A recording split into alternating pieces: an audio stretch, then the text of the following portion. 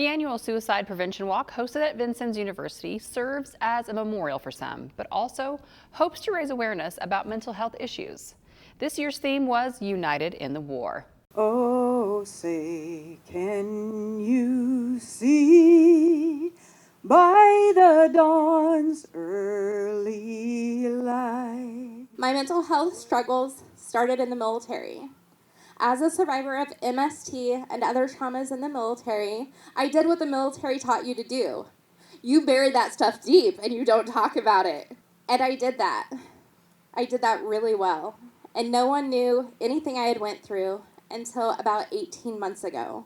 Irreverent Warriors is a non-for-profit whose mission is to bring veterans together using humor and camaraderie to improve mental health and prevent veteran suicide. What that means for our community is hosting events and bringing partners on board to help bridge the gap and create connections for veterans and even civilians, to help bring people out of isolation and work on that mental health front to break the isolation, which is one of the #1 factors in suicide prevention.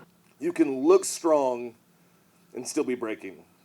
And when you're breaking, what most of us do, and what I did, is we hide it. In order for us to defeat this war and win the war on suicide prevention and suicide loss, we have to take off our mask. One of the worst lies that we ever say is, "Hey, how are you doing?" "Oh, I'm great," or "I'm good." And for me as a pastor, I always ask people twice. I'm like, "Hey, how you doing?" They're like, "Good." I'm like, "Well, how are you really?" Like, people care about you and people love you. But if we don't tell people, then they never know. So much of mental health in the military and especially in church is to hide it and to pray it away or whatever else. And that kind of created a stigma where I didn't want to talk about it. And when you don't talk about it, the darkness kind of feeds the depression because you're hiding it and you're not working through it. And through that, my mental health continued to get worse and worse and worse until I came to the conclusion that I wanted to kill myself, even as a pastor and a Christian and a husband. I'm here for multiple reasons. My mom, as a kid, she went through so much with my grandma and she fought her own battle. She attempted and survived miraculously. I've struggled myself.